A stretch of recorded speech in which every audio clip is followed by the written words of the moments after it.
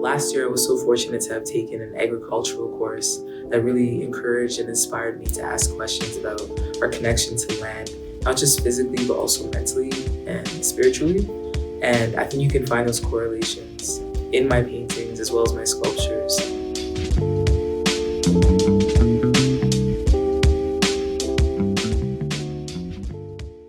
Greetings, my name is Oreka James. I'm a multidisciplinary / materials-based artist from Toronto, Canada. So over here is where the painting magic happens. Often I hang my canvases on here to be primed and then painted.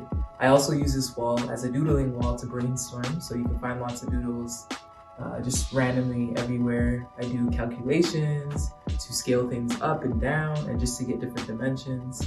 And then over here is my workstation. So this is a tool table that I got early this year that I'm very happy with.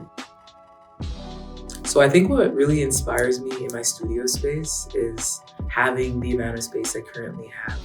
Because in the past, I found it quite difficult to be working out of my room, which is very confined to smaller dimensions, so then my work is a lot smaller. And I think being here kind of pushed myself to make larger works because I do have the space and I do have the freedom because it's not a conventional space.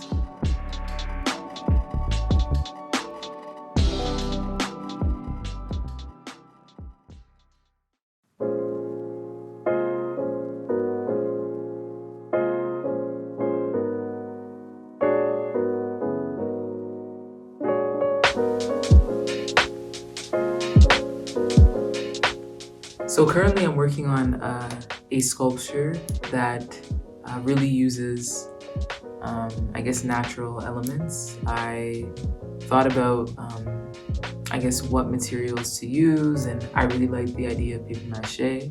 It's something that we've all used at some point in our childhood, and I just really wanted to explore that. So I thought about ways to construct this sculpture, and I had a little look on YouTube. YouTube is very helpful, very educational. I like the look of something more natural, and I wasn't really feeling like your traditionally white paper mache using paper or toilet paper. So I kind of liked how the cardboard mache kind of resembled earth or sand. And so I incorporated that in the sculpture. And the sculpture stands about 6 feet tall currently. And I've had a lot of help making it. So I really liked the community aspect, everyone coming to support and to make it happen. The sculpture is supposed to kind of form as a sundial. So originally I would want the sun to have projected through the hole that is carved out. Instead, I'm going to be using a light that is going to project through the hole. So it's going to make a representation of the carving that's in it on the floor, like a projection. It started off this smaller maquette. I made this out of polymer clay, and I placed it on the floor, and I was like, wow, this is so cool. An image is being transported on the floor. So kind of thought, why don't I make this larger?